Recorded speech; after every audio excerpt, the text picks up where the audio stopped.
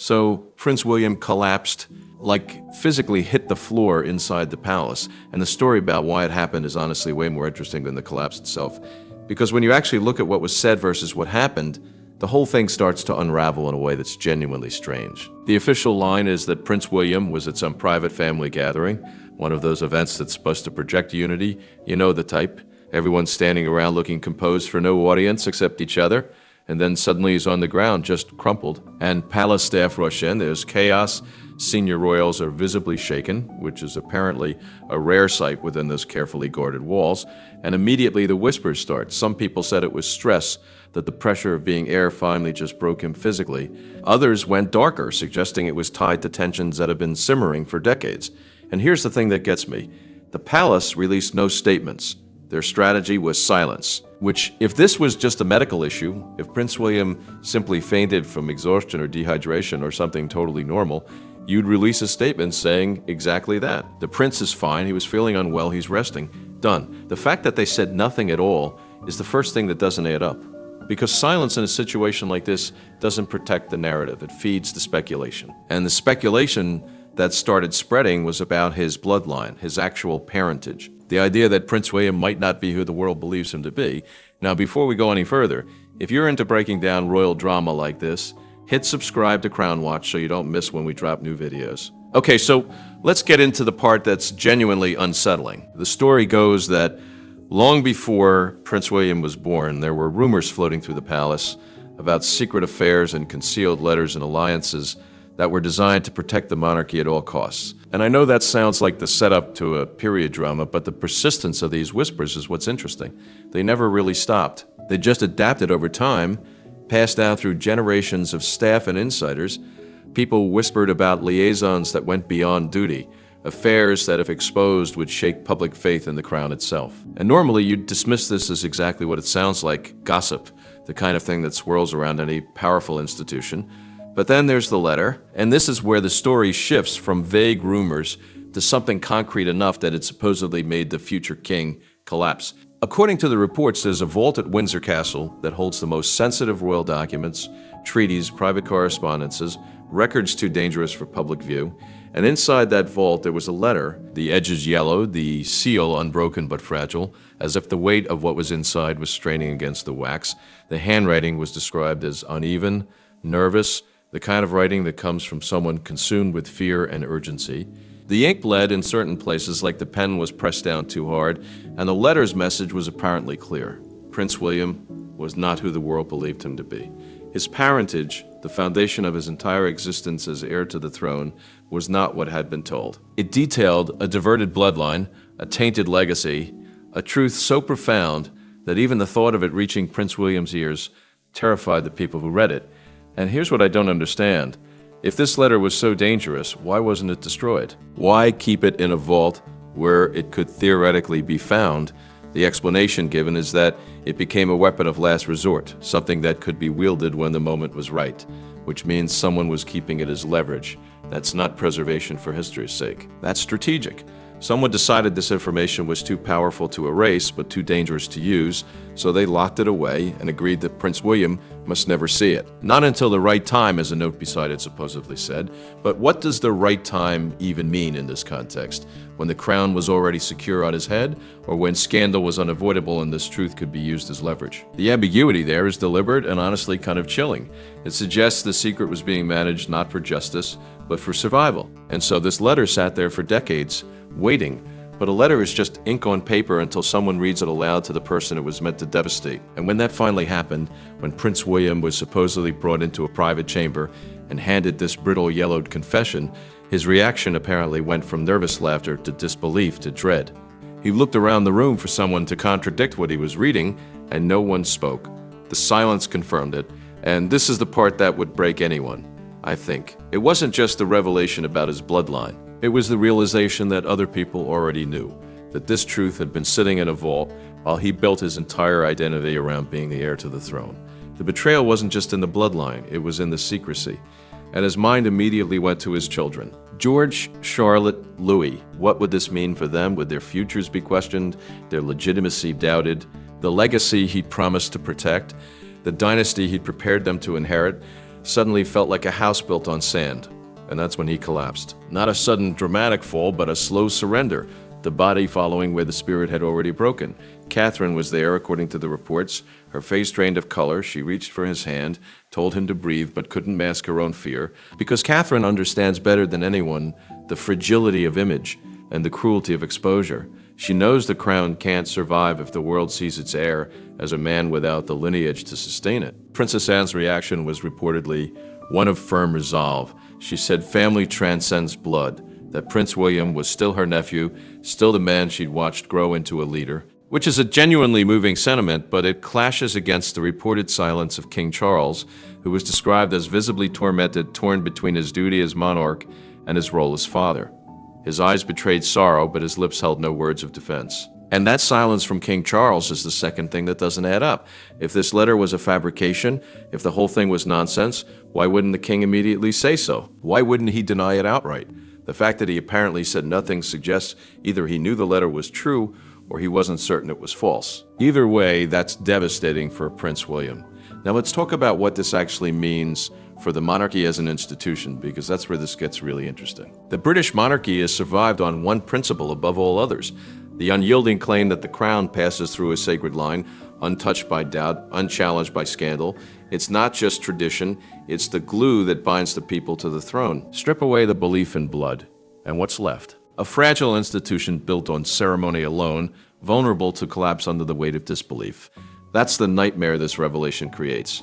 Behind locked doors, the family supposedly fractured. Some refused to accept what the letter revealed, clinging to the official narrative. Others understood that denial could only last so long. Advisors panicked because they knew if the truth reached the public, Parliament couldn't stand idle. Politicians would demand inquiries, investigations, maybe even a redefinition of succession itself. The crown, once thought untouchable, would hang in the balance, and the timing makes this even worse. The monarchy is already in a fragile position, facing public scrutiny in a modern world that doesn't accept tradition without question. Adding doubts about bloodline legitimacy to that mix is like throwing a match into a room full of gasoline. Advisors warned that even a hint of illegitimacy could strip Prince William of authority, robbing him of the respect required to rule.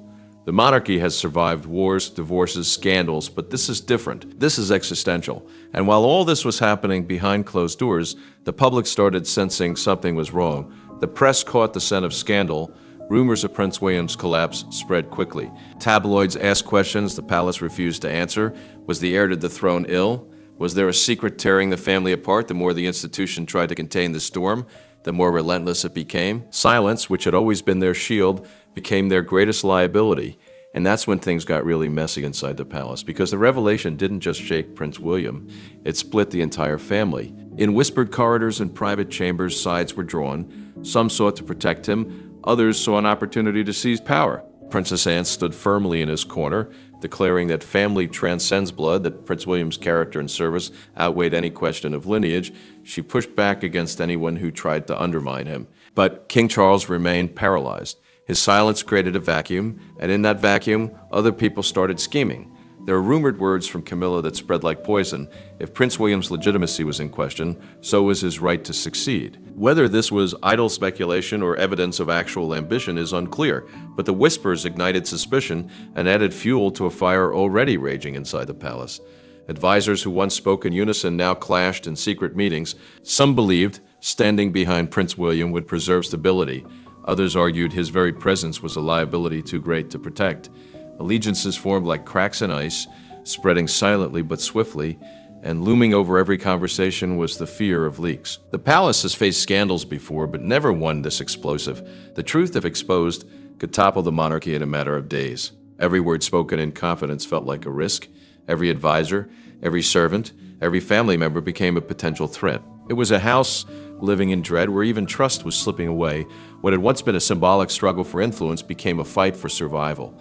The question was no longer who would inherit the crown, it was whether the crown itself could endure. And then the truth did slip beyond the palace gates, and it didn't just shake Britain, it became a global spectacle. Headlines screamed betrayal. News anchors called it the greatest scandal in royal history. The streets outside Buckingham Palace filled with voices demanding answers. A single report from a well-placed insider was enough to ignite the press, and within hours, newspapers, television broadcasts, and social media platforms exploded with claims that the heir to the British throne was not of royal blood. The story dominated every conversation, overshadowing politics, economics, even international crises. This was no longer a family secret. It was a global revelation. The public reaction was split. Generations had been taught to revere the monarchy, to believe in its unbroken chain of legitimacy. Now that chain lay shattered. Outside the palace gates, chants rose from the crowds. Some demanded truth. Others demanded abdication. The monarchy, once thought untouchable, was suddenly vulnerable. But amid the fury, a surprising wave of support emerged for Prince William. Many argued that bloodline alone doesn't define leadership. They saw a man who had served with dignity, who had carried the weight of expectation with humility, and they believed his worth was proven not by ancestry but by action. Their banners declared loyalty not to a bloodline but to the man himself. Critics were equally loud, though. They insisted a monarchy without true lineage is a monarchy without meaning. They demanded removal, some calling for the complete dismantling of the monarchy. The nation split in two, torn between tradition and modernity, loyalty and outrage. And the world watched. In Europe, commentators speculated on the ripple effect this could have on other monarchies. In America, networks framed it as the scandal of the century. Across the Commonwealth, leaders quietly questioned what this meant for their ties to the crown. The monarchy hadn't faced a storm this fierce in modern memory, and its survival was no longer guaranteed. All eyes turned to Prince William. Broken by betrayal but unwilling to disappear, he stood at the center of a storm no crown could shield him from. Catherine, meanwhile, was fighting her own battle. In private, her heartbreak was profound. She watched the man she'd loved for decades unravel before her eyes, stripped of certainty and confidence. Every time he looked at their children, she could see the questions haunting him. What would become of George, Charlotte, and Louis if the crown deemed them unworthy? Catherine, who had built her life on protecting her family while navigating the merciless glare of the monarchy, now faced a nightmare she couldn't shield them from. George had been raised with the knowledge of duty, the expectation of wearing the crown. Charlotte had been taught her voice mattered in shaping the monarchy's path. Louis, still young, remained blissfully unaware, but Catherine knew that innocence couldn't last forever. If Prince William's legitimacy crumbled, so would their children's place in history.